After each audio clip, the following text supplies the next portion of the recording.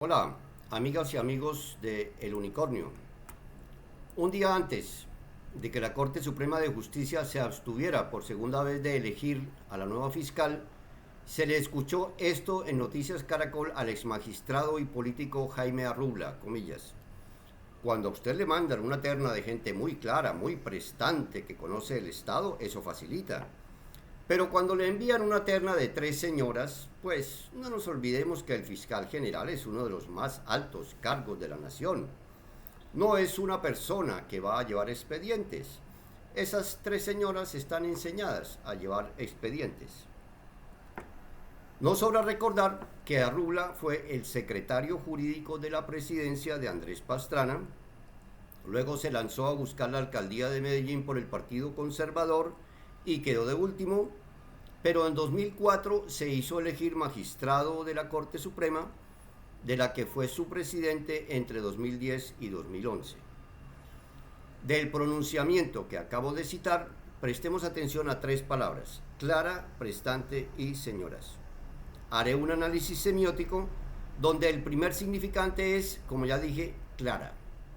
Por sustracción de materia, se concluye que las integrantes de la terna no son personas claras, sino todo lo contrario, oscuras.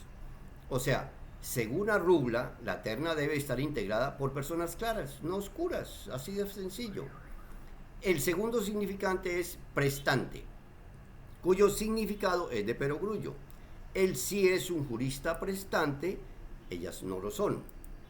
Si el diccionario de la Real Academia Española define prestante como algo de calidad superior entre los de su clase, Arrubla ve a las juristas ternadas como de calidad inferior.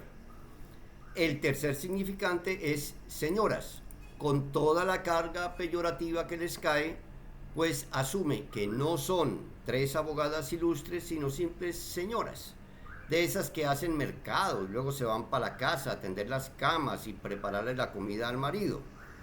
Además, tres señoras a las que les rebaja su condición laboral a la de secretarias sumisas, pues, comillas, están enseñadas a llevar expedientes.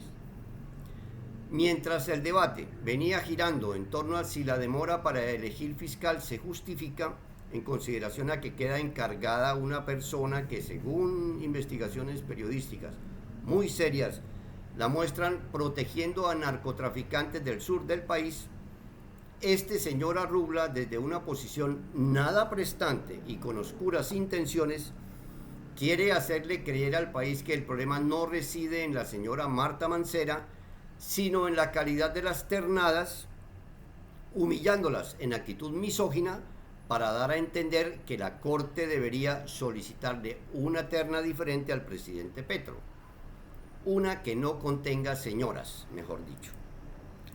Digámoslo entonces a calzón quitado, esas palabras del señor Arrubla constituyen una arremetida del establecimiento conservador colombiano contra cualquier intento de cambio en el manejo de la justicia que pretenda salirse de su control.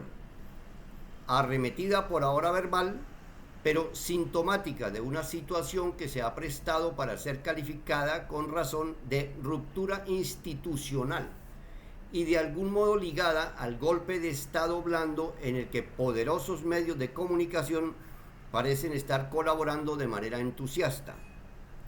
Basta ver, por ejemplo, el cubrimiento sesgado y tendencioso de Noticias Caracol por el plantón que un grupo de manifestantes hizo frente al Palacio de Justicia después que se supo que la Corte Suprema seguía postergando la elección. Hubo en efecto tres personas de dudosa procedencia que intentaron bloquear la entrada al edificio, pero fueron neutralizadas por los mismos marchantes. Y la situación no daba para hablar de asedio ni de secuestro, mucho menos para afirmar, como se dijo, que estuvo en peligro la vida de los magistrados. Pregunté en un trino reciente cuál podría ser el antónimo de suprema que le cabe a la Corte idem durante estos días de incertidumbre en que tienen al país frente a algo tan sencillo como elegir fiscal, y apareció la palabra insignificante. Exactamente, el más alto tribunal se está portando como si fuera no la Suprema, sino la Corte Insignificante de Justicia. Parte de la insignificancia es escucharle al presidente de la Corte, Gerson Chaverra, decir en rueda de prensa que sería yo absolutamente irresponsable, absolutamente, comprometerme con una fecha de elección, cierro comillas. Él solito no decide, es cierto, pero algún peso debe ejercer en la votación el hecho de tener a dos hermanos suyos trabajando en la Fiscalía del Chocó. Y sin pasar por alto que, según Ramiro Bejarano, columnista de El Espectador, Chaverra es cercanísimo amigo del expresidente Andrés Pastrana. En cambio, según Daniel Coronel, comillas, a diferencia de Francisco Barbosa hace 4 años, nadie puede decir que alguna de las 3 juristas es amiga del presidente, ni siquiera cercana. Cierro comillas. ¿A dónde pretendo llegar con esto? A lo siguiente.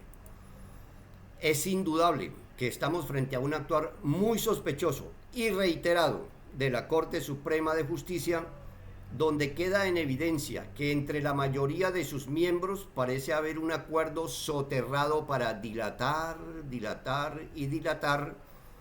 con artilugios como el voto en blanco o manteniendo votaciones con resultados continuos de minoría controlada para que ninguna de las 3 ternadas alcance los 16 votos requeridos.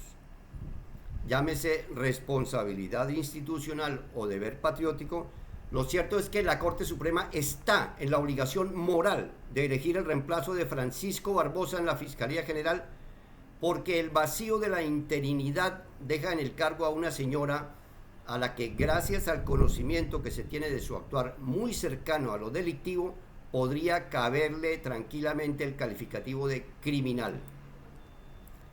Si el próximo 22 de febrero, en tercera sesión ordinaria de sala plena, los togados tampoco logran concretar la elección definitiva de la nueva fiscal, quedará ya con emanaciones de carroña lo que afirmé en otro trino citando a Hamlet. Algo huele mal en Dinamarca.